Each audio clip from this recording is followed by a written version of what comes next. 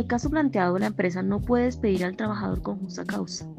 Aunque el empleador argumenta que la enfermedad ya existía antes del ingreso del trabajador y que no es de origen laboral, estos motivos no son válidos legalmente en Colombia.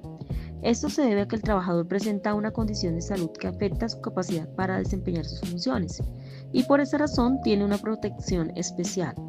De acuerdo con la Corte Constitucional de Colombia, cuando un trabajador se encuentra en estas condiciones, el empleador no puede despedirlo sin autorización previa del Ministerio de Trabajo de Colombia. En ese caso, la empresa no solicitó dicha autorización, por lo tanto, el despido no cumple con los requisitos legales. Además, el hecho de que la enfermedad sea de origen común o que haya existido antes de la vinculación laboral no elimina la obligación del empleador de respetar esa protección. Tampoco es válido argumentar que es mejor que el trabajador permanezca en casa, ya que la ley busca garantizar la estabilidad laboral y la protección del trabajador, especialmente cuando no está en condiciones de conseguir otro empleo. Por lo tanto, se concluye que el despido no es justificado y puede considerarse ineficaz ante la ley. En este caso, el trabajador sí tiene la posibilidad de demandar a la empresa y además tiene altas probabilidades de obtener un resultado favorable. Primero, puede acudir a una acción de tutela, ya que se podrían estar vulnerando derechos fundamentales como el derecho al trabajo, a la salud y a la dignidad. También puede iniciar un proceso laboral ordinario para reclamar sus derechos. Ahora, ¿qué puede obtener si demanda? Principalmente puede solicitar el reintegro a su puesto de trabajo, es decir, que la empresa lo vuelva a vincular en las mismas condiciones que tenía antes del despido. Además, puede exigir el pago de los salarios que dejó de recibir desde el momento en que fue despedido hasta que sea reintegrado. También tiene derecho al pago de prestaciones sociales y a que se mantengan sus aportes a seguridad como salud, pensión y riesgos laborales. En algunos casos incluso se puede ordenar una indemnización por el despido injustificado. Esto se basa en lo que ha establecido la Corte Constitucional de Colombia, que ha protegido a trabajadores en condiciones de salud similares. En conclusión, el trabajador no solo puede demandar, sino que tiene una alta probabilidad de recuperar su empleo y recibir los pagos que le corresponden. Reintegro y costos para la empresa.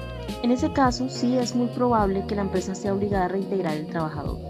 Esto ocurre porque el despido no cumplió con los requisitos legales, especialmente porque no se solicitó autorización al Ministerio de Trabajo de Colombia antes de tomar la decisión.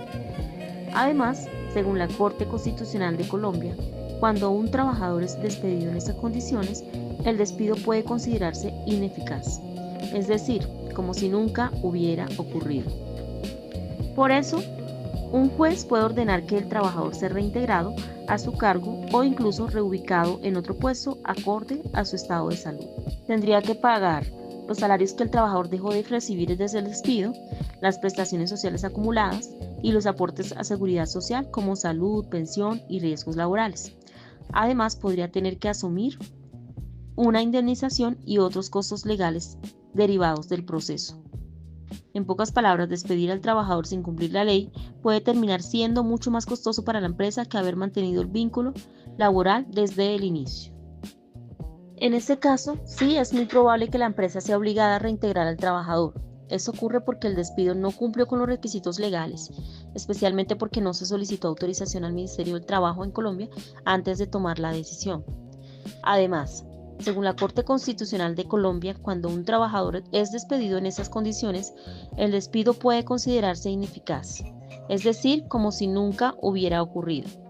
Por eso, un juez puede ordenar que el trabajador sea reintegrado a su cargo o incluso reubicado en otro puesto acorde a su estado de salud. Ahora, esto también trae consecuencias económicas importantes para la empresa. Por ejemplo, tendría que pagar los salarios que el trabajador dejó de recibir desde el despido, las prestaciones sociales acumuladas y los aportes a seguridad social como salud, pensión y riesgos laborales. Además, podría tener que asumir una indemnización y otros costos legales derivados del proceso. En pocas palabras, despedir al trabajador sin cumplir la ley puede terminar siendo mucho más costoso para la empresa que haber mantenido el vínculo laboral desde el inicio.